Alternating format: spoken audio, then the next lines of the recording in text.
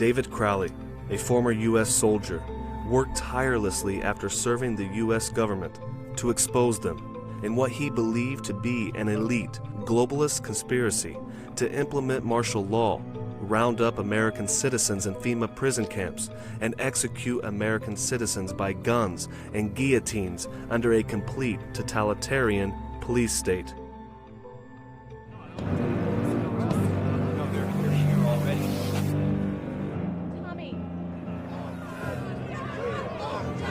Since last night's declaration of martial law, soldiers are moving in to secure key areas in all major In response to UN presence in Minneapolis.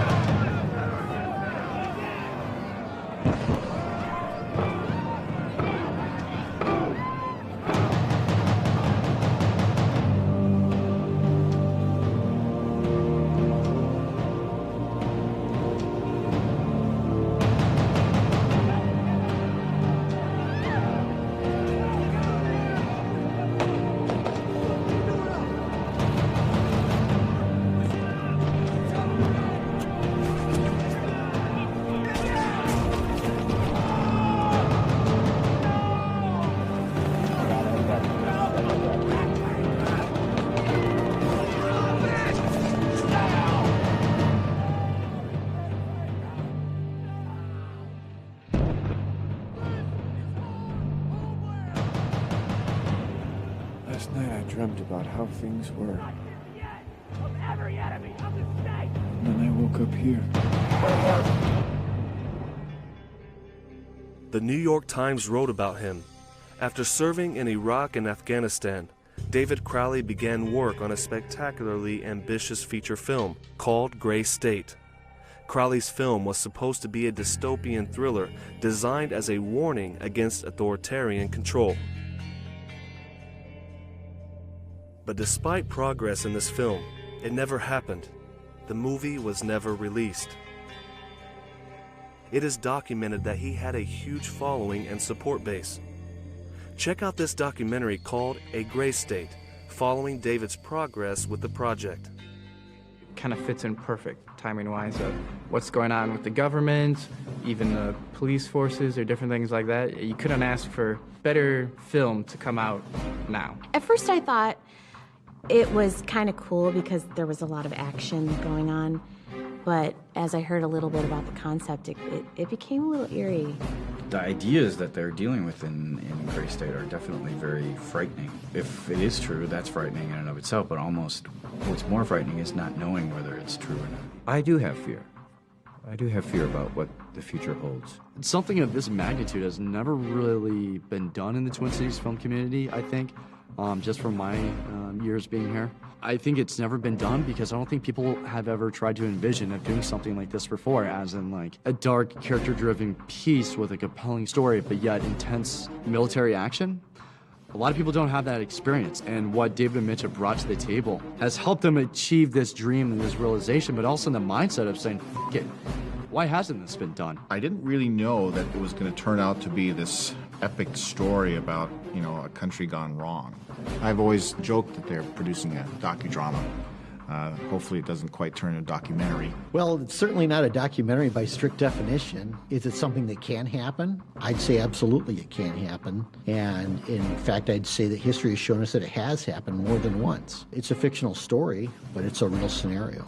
I believe the message of Gray State is not a documentary, but it's also not a fiction film. It's in this weird zone where it's based off of fact, but it hasn't happened yet. The movie, as I understand it, it's kind of a dystopian, near future kind of thing.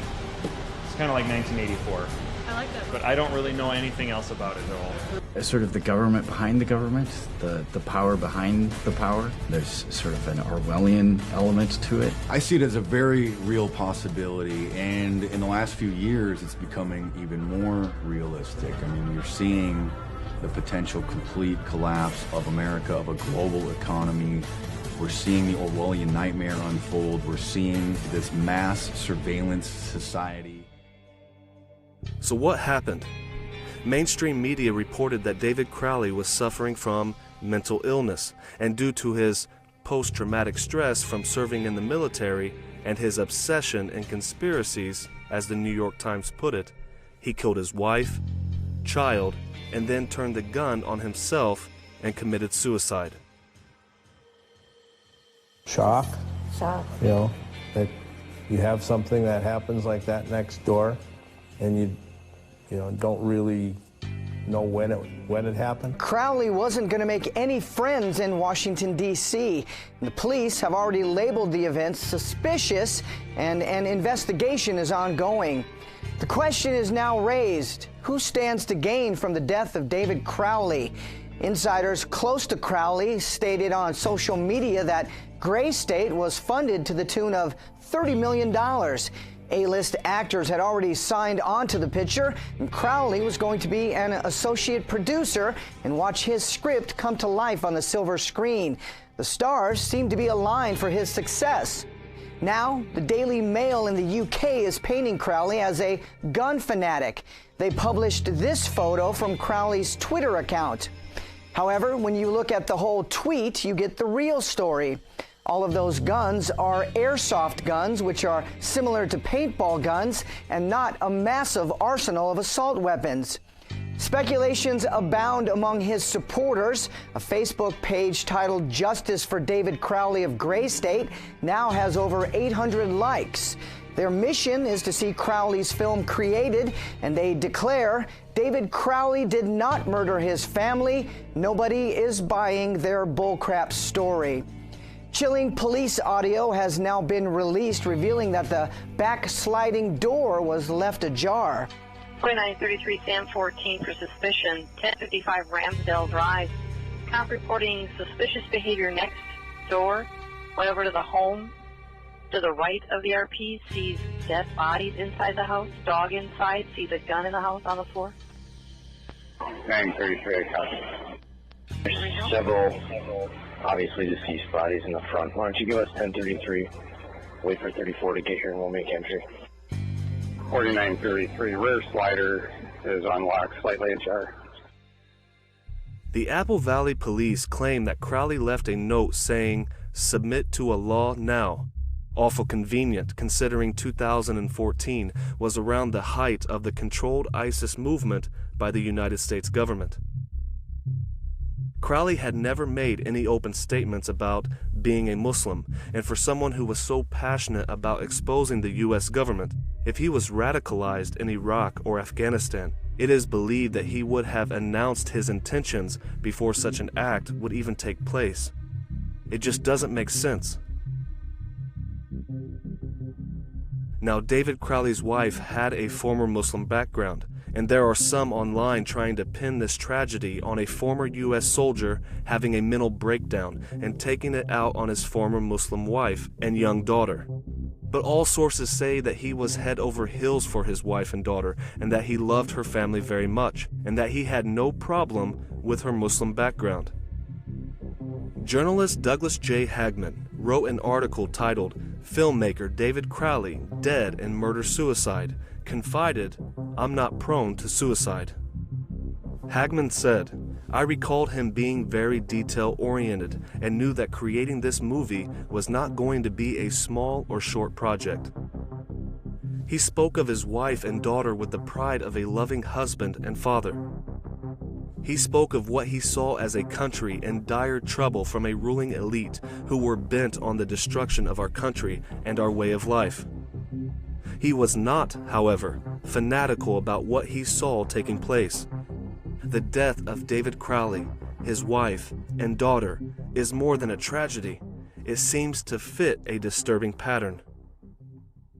The truth is, many people are finding it very hard to imagine that a man who worked so hard to deliver a message that was so important to him and the American people would do such a random act of violence on those he loved the most, right after his message spread to hundreds of thousands around the world, and he was so close to seeing his dream come true. And mounting evidence suggests it was a triple homicide, not a double homicide, suicide. It's the same exact method the elite have used with whistleblowers, exposing black ops and government cover-ups for decades. Even in recent times with everything from 9/11 to Pizzagate, across the board, whenever someone gets too close to the truth, they are suicided. Hanging, gunshot wounds, overdoses, and small plane crashes are the norm. I mean, look, did David Crowley seem unstable or suicidal at all? Gray State is shot everywhere, but mostly it's shot in a studio. But you'd never know looking at the footage. All this buzz that people have for Gray State, we didn't start it. The story is, I mean, the farther down you go, the story becomes bigger and it involves more people. It involves generations and generations of Americans and everyone else playing their part leading up to this moment. So yes, I mean, once you begin to connect these dots, there's no way you can't tell a story about it. But who would be behind such a cold, calculated, and ruthless assassination? In search for answers, we first have to ask an extremely important question. Why David Crowley? What was he trying to tell us that was any different than the countless other independent media platforms and whistleblowers exposing the globalist takeover of the United States? Some believe that Crowley left a clue at the end of his trailer that leads to some of those behind this nefarious agenda. Why would David go through the time and effort to film this scene and barely give the people enough time to notice the message behind it? We can assume through his military background that he had some insider information, and we can assume that he was using the elite's tactics against them through a Hollywood-quality production and by using subliminal imagery. But why did he put an executioner operating a guillotine in a scenario of complete chaos, martial law, and imprisonment in Fema camps? An executioner that just happened to be wearing the ceremonial Freemason apron. What do the Freemasons have to do with this? A literal map is about to be laid out, exposing an order that has long sought our destruction and global domination.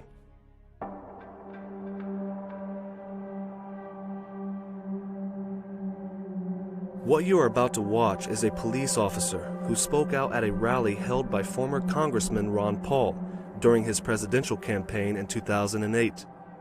Jack McLamb said clearly that these FEMA prison camps were not just going to be ran by U.S. federal agencies, but an international force which will help round up citizens and detain them. It wasn't just this that startled the people. He warned that others would meet different fates, and it has people seeing red and blue. So demonic that we tell people about it and they say, you're crazy, this is America, it can't happen here. So J. Edgar Hoover said that it was a conspiracy so monstrous that people don't even believe it exists. And that's the problem we have today, folks, is doing that, convincing people that this conspiracy is real. But praise God, we have all the evidence needed to prove to anybody, if they'll just look at the evidence, that 9/11 was an inside job, right? I've had people calling me saying they go out to their mailbox and they find a little red dot or a little blue dot on their mailbox, and they wonder what the little red dot, blue dot is. Well, it's marking your mailbox by the government, so when foreign troops come in here on us after martial law, if you have a red dot on your mailbox, they take you out immediately and shoot you right in the head.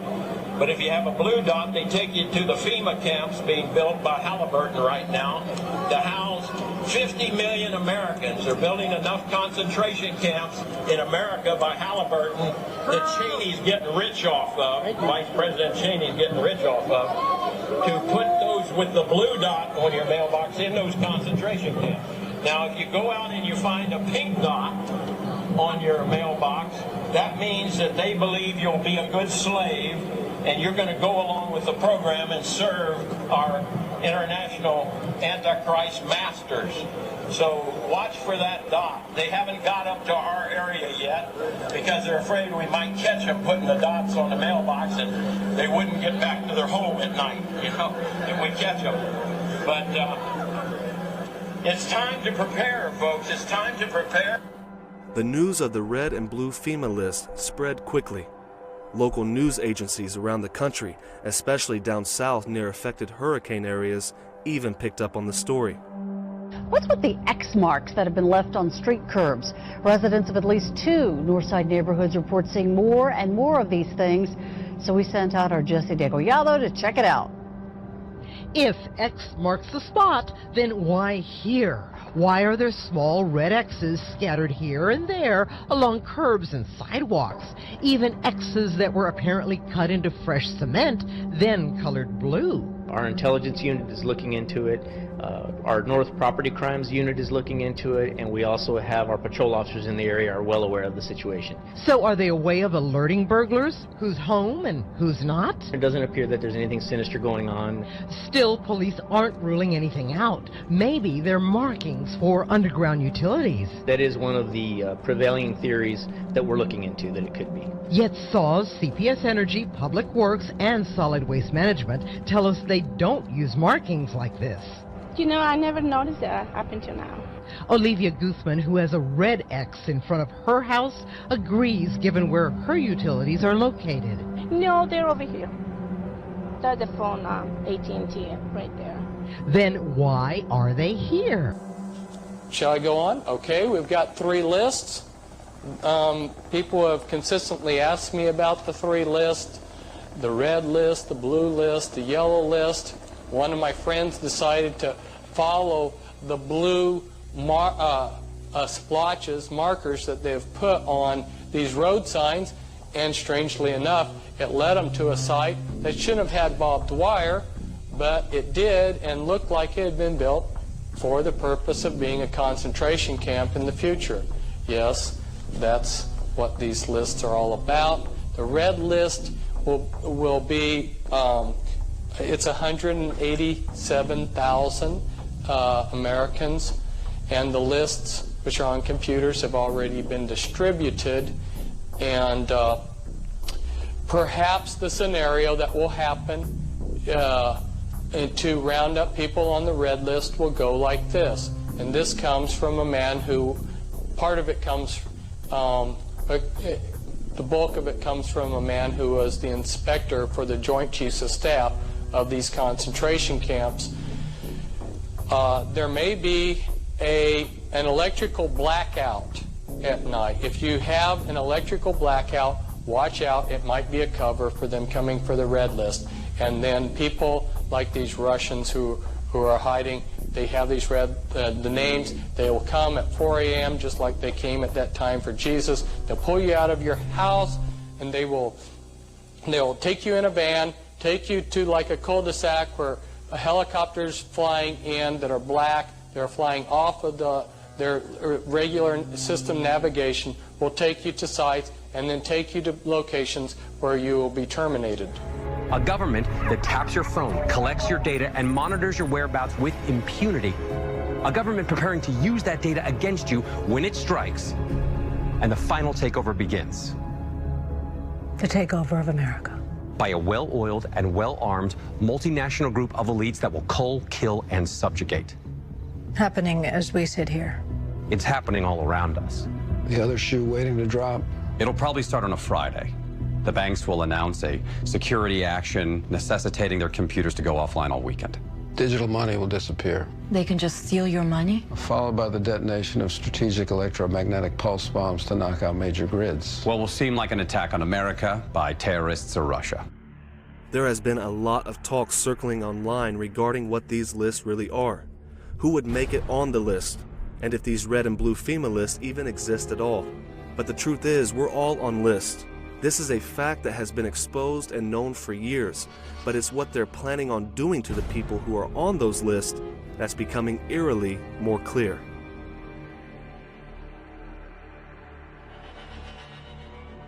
One of the most condemning proofs that there are plans for a globalist takeover of America and that the UN will be on American soil conducting military missions was the explosive evidence released from an independent investigator who uncovered a fleet of brand new white armored UN vehicles out in the middle of the countryside in Maryland. He flew a drone over the fenced-off complex and captured the evidence for all to see in full HD. It can't get any more clear than this. I'm here at an undisclosed location in Hagerstown, Maryland, that a convoy of UN armored vehicles and an entire unit is here. I have excellent drone footage that will show you that entire unit. What I have behind me and what you can see are these shipping containers that say UN. They're white shipping containers that say UN. If you take a look behind me just a little bit. You may have wondered, what was inside those UN shipping containers? I know I did. At first, I assumed that they were shipped from overseas carrying other UN military equipment. But it wasn't more than a few days later that I watched the remake of Red Dawn, and my perspective changed completely.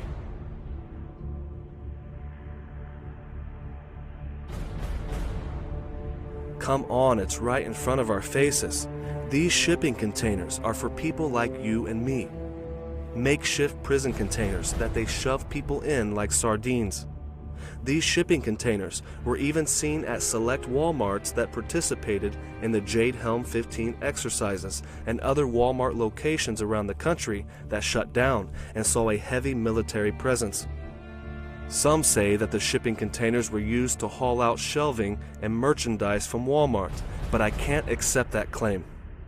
Would you really try to convince us that all of what was in those stores could fit in those few containers? And why were there not shipping containers at other closed Walmart stores?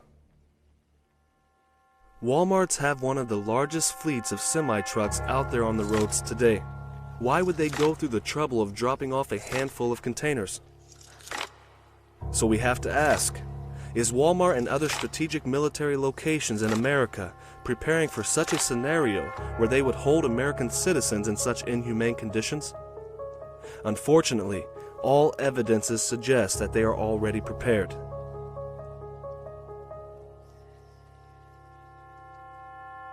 In movies like Red Dawn and The Siege, the military will set up these makeshift prison camps in football stadiums. What if what they really want is for us to herd children in the stadiums like we're doing? We've already seen this with hurricanes taking place in the South, like Hurricane Katrina. It makes sense. Instant access to stadium floodlights. The football stadiums provide quick and easy detainment facilities and could potentially hold thousands. I wonder what they would call that. A UN peacekeeping facility? And look at how the UN is prepping the public to accept their presence on US soil before all of this even goes down. And you look at what's going on in Chicago. What the hell is going on in Chicago? What the hell is happening there? For the second year in a row, a person was shot in Chicago every 3 hours. Milan proposes flooding neighborhoods like Austin and Englewood with thousands of National Guard troops, barricading about half the entrance and exit points to those areas, and posting guards on those that are open. Well, we're headed to the United Nations to meet with the Assistant Secretary General to talk about the violence in Chicago, the gun violence in particular, the bloodshed that's taking place in too many of our communities like Austin, West Garfield Park, North Mondale, places like that, where we've just seen horrific levels of shootings and that sort of thing. And so I'm hoping to appeal to the UN to actually come to Chicago and meet with victims of violence and maybe even possibly help out in terms of peacekeeping efforts, because I think it's so critical for us to make sure that these neighborhoods are safe. Well, there's one thing Boykin can certainly expect from the United Nations peacekeepers, that some of those blue-helmeted soldiers would definitely rape the children of Chicago. Al Jazeera writes, according to a recent investigation by the Associated Press between 2004 and 2016, the United Nations received almost 2,000 allegations of sexual exploitation and abuse against its peacekeepers. The UN says it has a zero-tolerance policy on sexual exploitation and abuse, but survivors, activists, lawyers, and human rights organizations say such crimes have been allowed to continue with impunity. While the People's Liberation Army, the PLA, is the biggest single provider of troops for the UN peacekeeping efforts known as the Blue Helmets. Matthew Lee, an independent journalist who reports on the Security Council for his website Inner City Press. Every day, there's somebody in the world that should get an answer from the UN. He says China has learned to walk its own path within the UN walls. They've made themselves kind of bulletproof. When the Russian ambassador goes through, people will, there have been times in the Syria conflict where people will say, come on, you're killing people, what about, and it's like, you don't really hear that, even on North Korea anymore. It's not just a rising power, it's a risen power. And the UN loves nothing more than to bow down to power. But China's role at the UN is not limited to the so-called Permanent Five at headquarters here in Manhattan. Its influence stretches way beyond this complex on the east side of the city to where real people on the ground are caught up in conflict.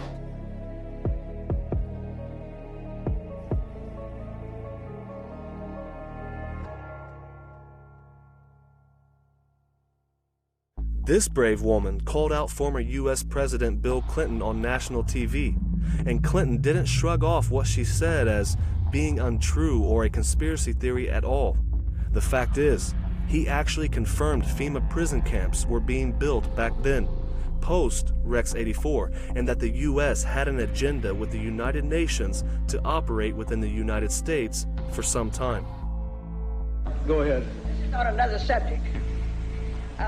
We have a very great problem in this country today, and I wonder if you would use your leadership to counteract the rumors, the rumor mongers that are abroad in the land who are spreading all these rumors and scaring people to death. Large segments of our citizens believe that the United Nations is taking over whole blocks of counties in Kentucky and Tennessee, and some of them, they believe that we're to the concentration camp and they're going to give our army to Russia and all that baloney. The issue is we live in an interdependent world. We have to cooperate with people. We're better off when we do.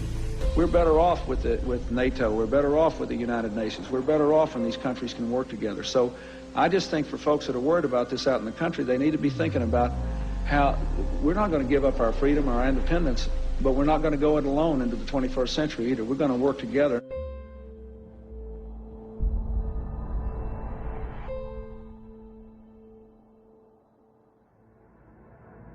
If you haven't seen the movie The Purge, it's really messed up. There's no need for even a brief analysis. Just look for yourself. We played a lot of Purge games this evening. We have just one more. It's called Mommy's Choice. Which one of you will survive this year's Purge? The soul of our country is at stake. The Purge targets the poor and the innocent. The senator's going to win. She's going to make real changes, too. It is a night that is defining our country. It's time to do something about that, Senator. The Purge has to come to an end. All right, let's begin. This is your emergency broadcast system announcing the commencement of the annual Purge. At the siren, all crime, including murder, will be legal for 12 hours. Your government thanks you for your participation.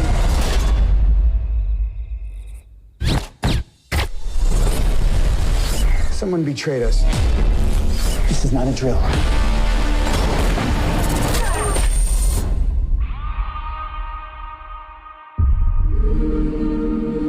We are on our own.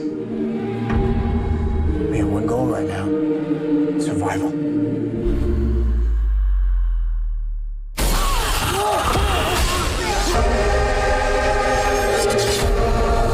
Blessed be America for letting us purge and cleanse our souls.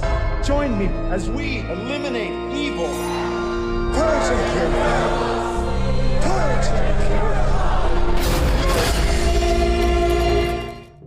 There are a lot of strange connections with the Purge.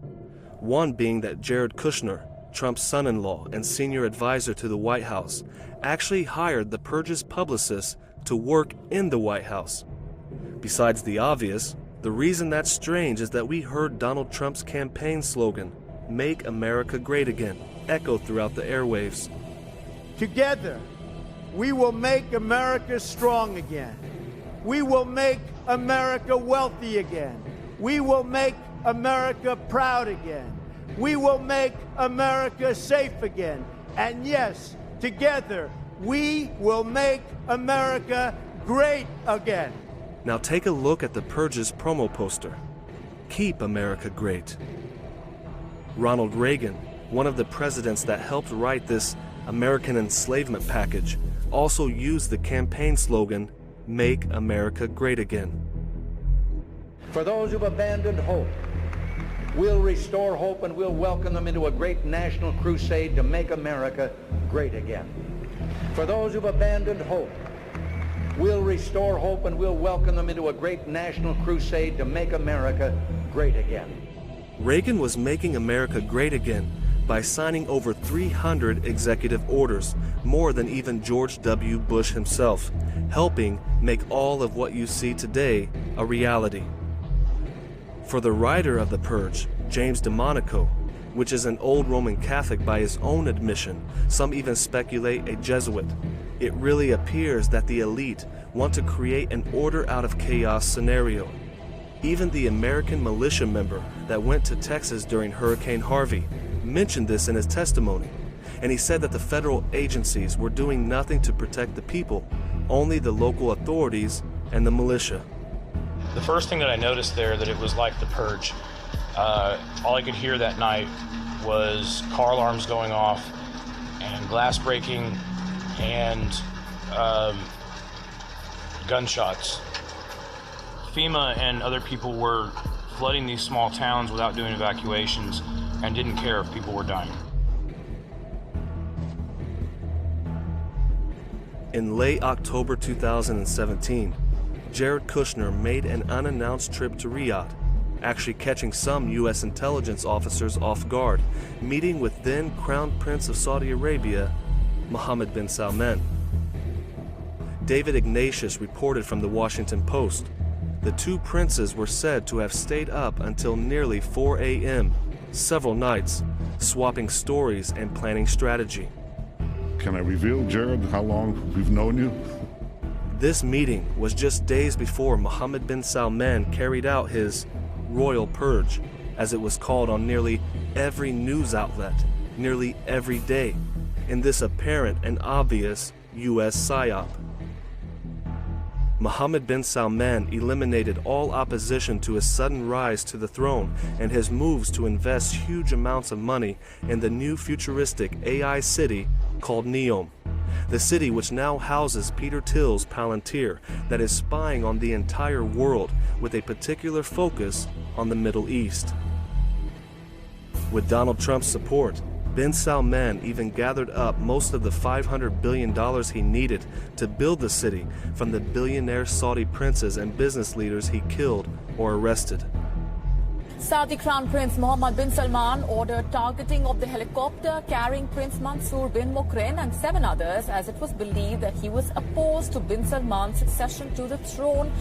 According to reports, bin Mukrin had recently sent a letter to some 1,000 princes urging them to step away from support for bin Salman's succession. Sources claim that the attack sends a clear message to others within the royal family that bin Salman will stop at nothing to silence his critics and those who oppose him. The truth is, none of this could have happened without U.S. and Israeli support. Donald Trump had a big hand in this, and it's easy to see how they are quietly laying all of the framework for their new world order. And this is 26,500 square kilometers. Well, what have we got here? I mean, the kingdom has been blessed with oil and gas. We know this.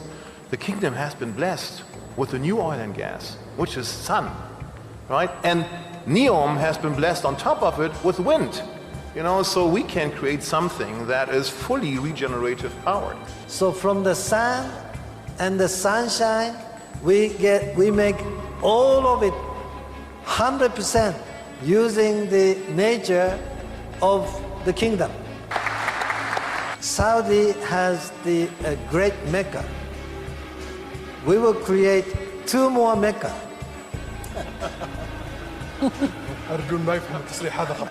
Please don't misunderstand him. Mecca is now an example. Mecca has become an example. The machines sought refuge in their own promised land. They settled in the cradle of human civilization, and thus a new nation was born. Help us lay a framework, but also help us lay a framework for the New World Order, to the extent that you believe that we are at an inflection point? It will look different. Centers of powers will be different. It might not be the nation state anymore. There might be some large mega cities that will be driving actors. It might be private sector actors who will be also centers of powers. The leaders of men were quick to order the extermination of B166ER and every one of his kind throughout each province of the Earth.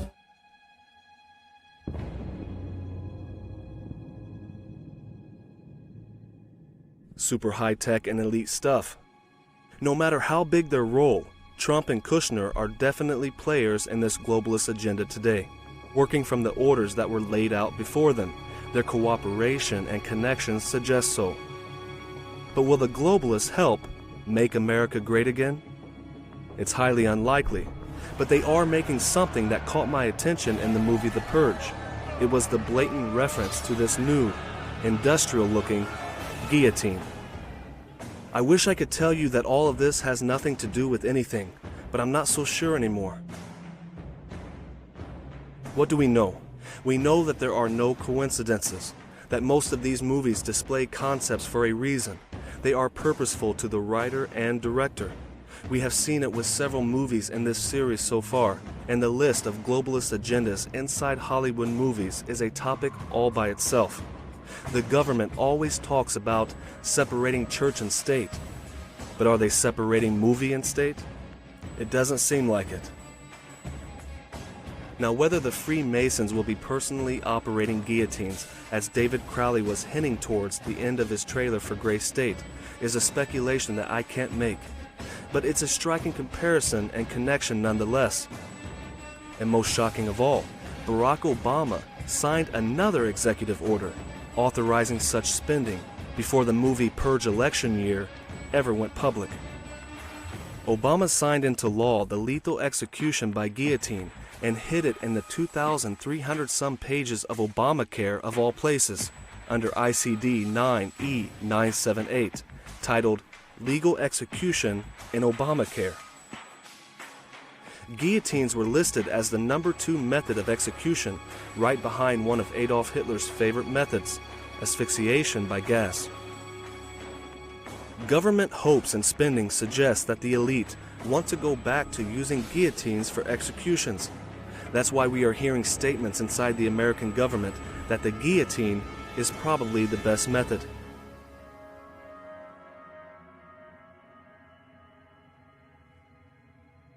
To get an idea of how fast a guillotine execution is, here is the last public guillotine execution that was secretly recorded in France from an apartment window in 1939.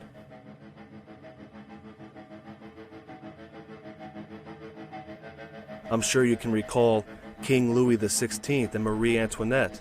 They beheaded thousands in less than 9 months. It's fast, it's cheap, and practical for the elite. Sure, they could go back to hanging people, but it's slow, and we know they want to draw blood for other purposes. It just shows you how quickly they could execute large groups of people, while not wasting money on chemicals for injections and their billions of rounds of bullets for firing squads. U.S. Federal Judge Kaczynski said that firing squads would never have to worry about a lack of bullets, a clear reference to the billions of rounds that the U.S. have purchased over the years in preparation for quelling public unrest and executing non-compliance.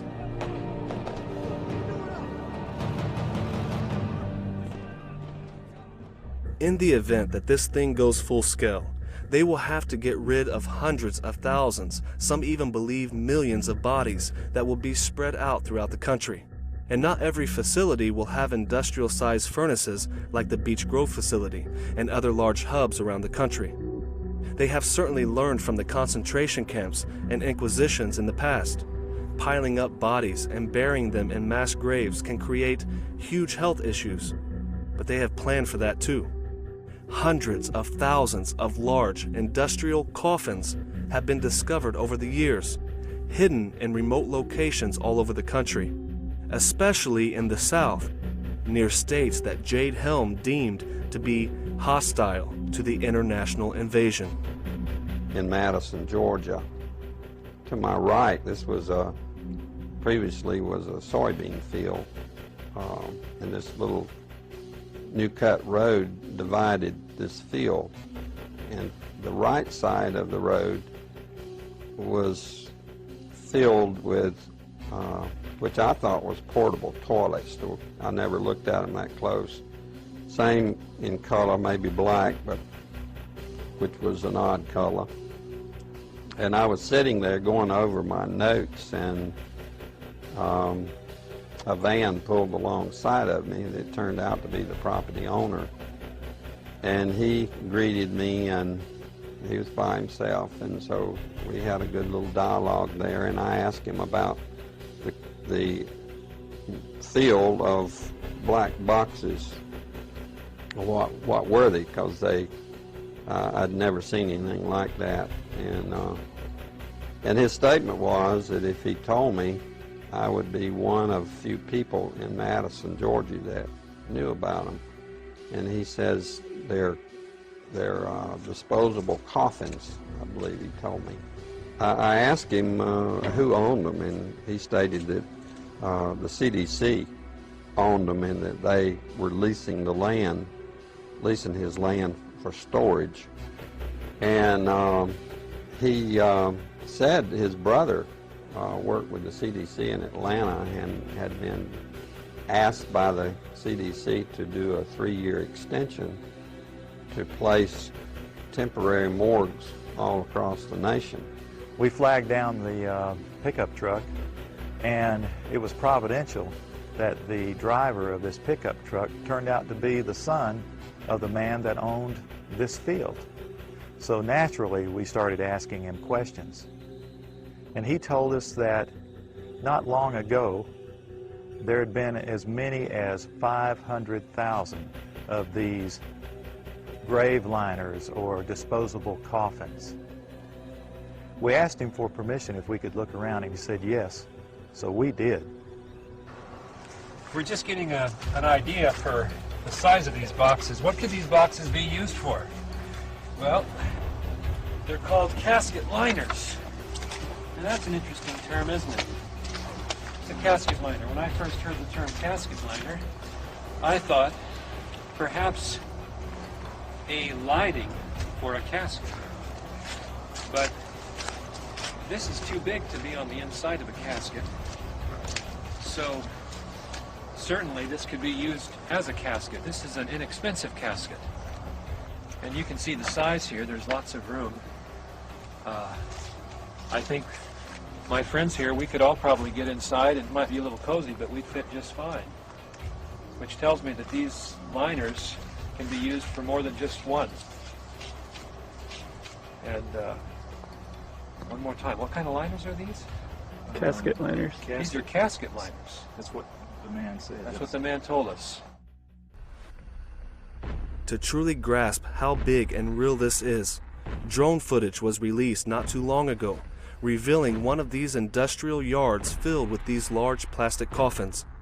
Remember, each coffin can hold between 4 to 8 people, depending on the size, and there are 10 to 15 coffins in each stack. The number of coffins is staggering.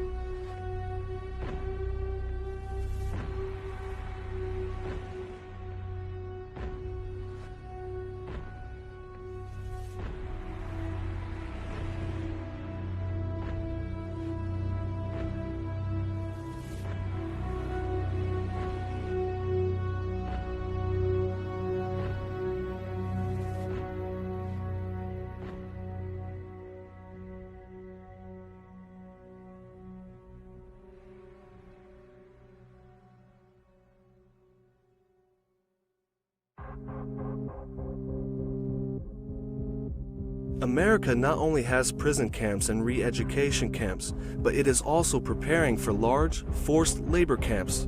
That's right, just like the Soviet labor camps or gulags before. Army documents have proven that detainees are assessed and given work and trained for specific skills. These skills may be specific to certain regions around the country. That's why it mentions that detainees will be separated by literacy and receive instruction on a broad range of subjects coordinated by HN. This does not necessarily mean that they will be separated in the same camp though. They will also be transported to other FEMA work and prison camps all over the country. This is when things start sounding a lot like the Hunger Games.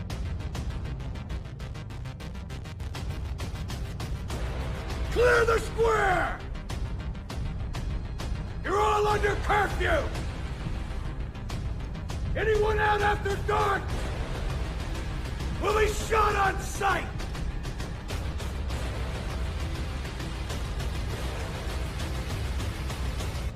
I wonder why they chose white uniforms for the evil capital's military and gave the district such a ominous feel of concentration camps and labor camps.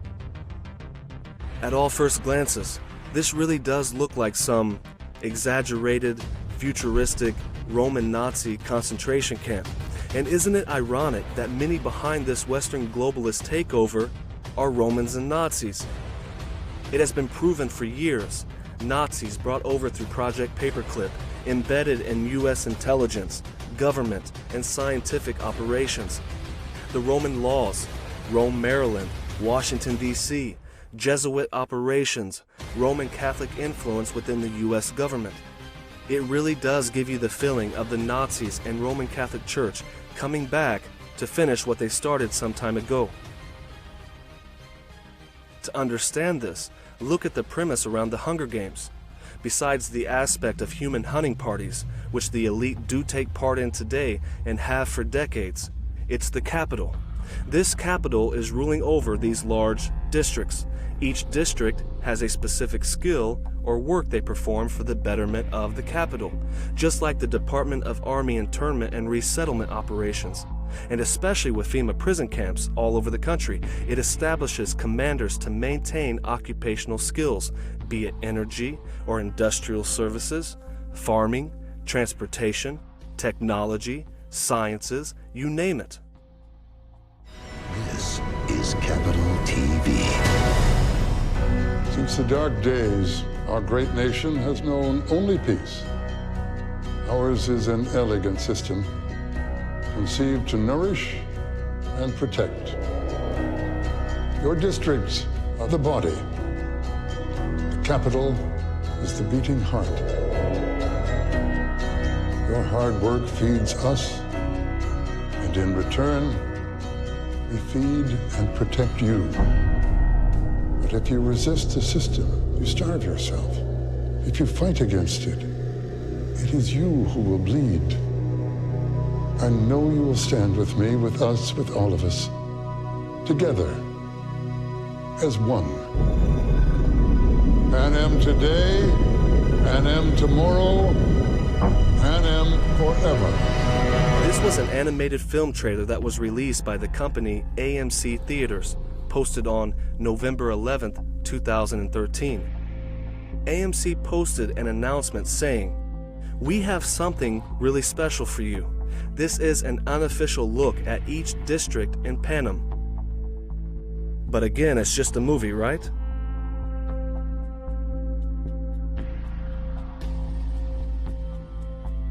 Look at this map again. In 2010, Barack Obama signed another executive order called the Establishment of the Council of Governors. The order reads, "By the authority vested in me as President by the Constitution and the laws of the United States of America, including Section 1822 of the National Defense Authorization Act of 2008, Public Law 110-181. In order to strengthen further the partnership between the federal government and state governments to protect our nation and its people and property, it is hereby ordered as follows. There is established a Council of Governors. The council shall consist of 10 state governors appointed by the president members, of whom no more than 5 shall be of the same political party." Under this executive order, someone was authorized to remove the rights and freedoms of America and create 10 mega-regions. And just like the Hunger Games, each one will have their own task. Each one will be ruled by a governor. Martial law will most certainly be implemented. Now here is the Council of Governors map, which, by the way, has had 10 acting governors working very hard since its inception to make this become the new American map. This legislation is meant to be enacted in the event of an emergency. But what exactly does that mean? What is the definition of emergency, especially when it comes to this legislation? When would it be enacted?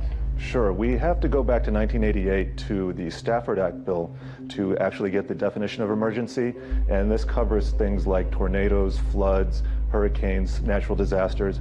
But it also gives the president to declare an emergency to avert a catastrophe, which raises the issue of preemptiveness. Okay. But this also, this is, the goal here is to mobilize resources to have this plan in to prevent a tragedy from happening, but also a reaction to it, right?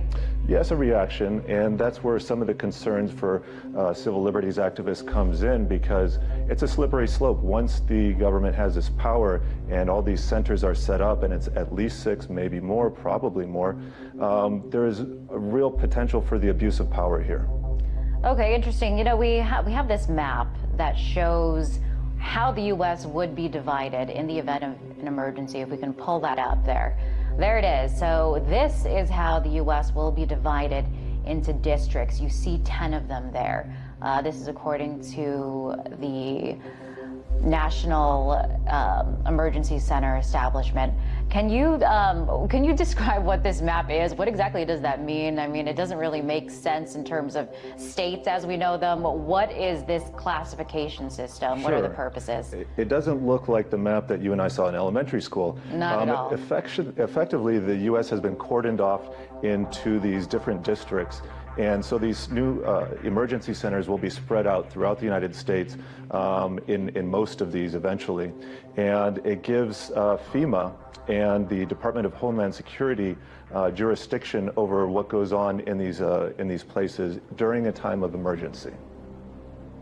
It doesn't stop there. It gets even crazier.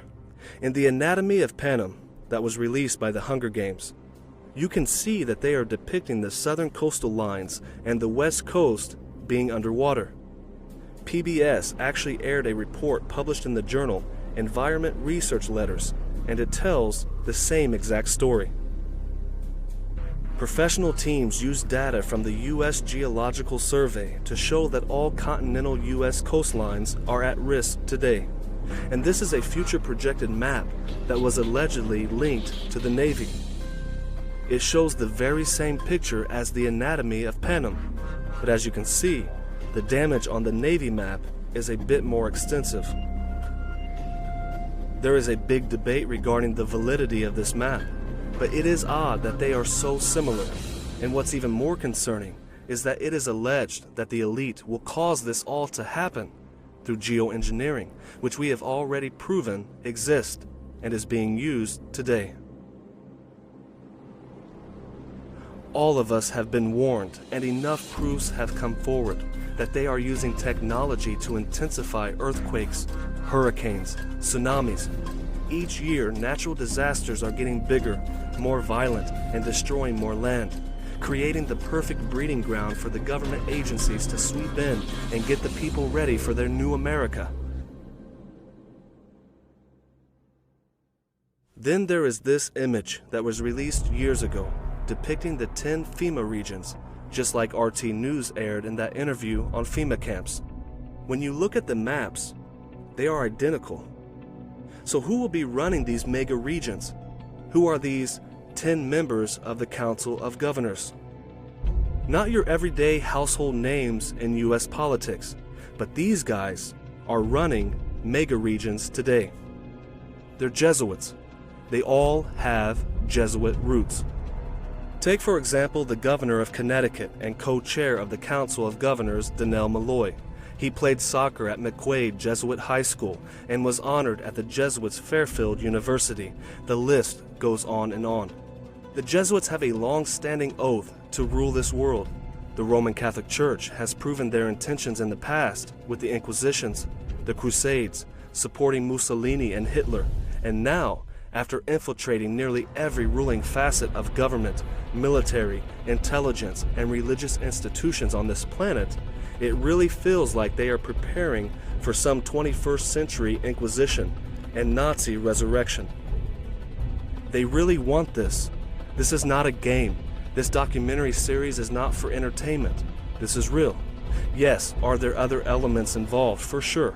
This monster has many tentacles. But the Jesuits are the ones who have been actively putting themselves in positions of power to carry out these operations on the people. You saw the Fema map, the map of Panem, and the Council of Governors map displaying the 10 mega regions that currently have 10 acting governors over it.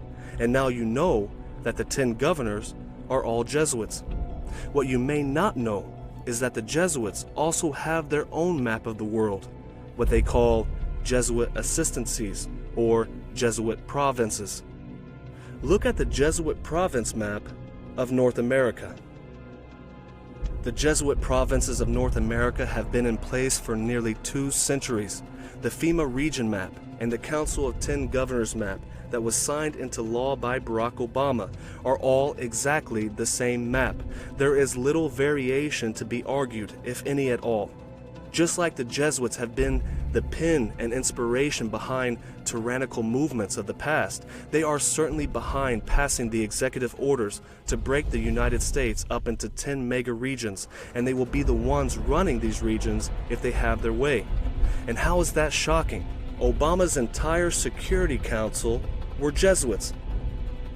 But it's bigger than that. The Jesuits also have a world province map, each ran by a Jesuit governor.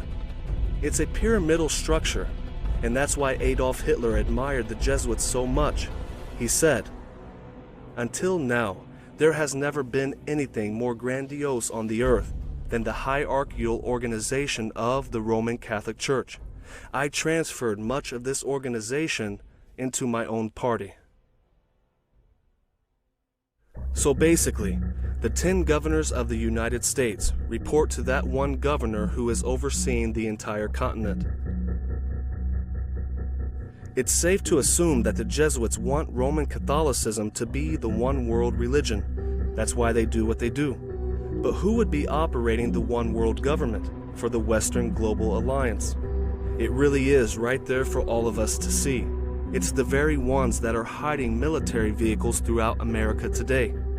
Not too long ago, the United Nations released a map.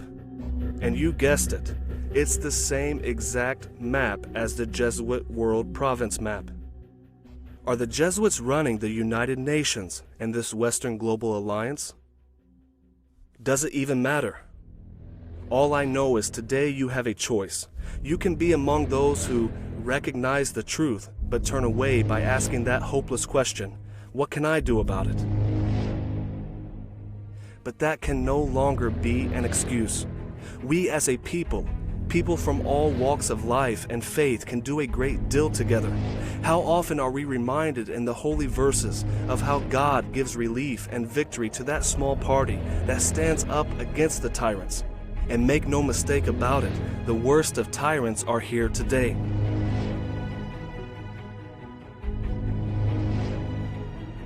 People need hope. They need to know that there is a plan, that there is a way to face all of this.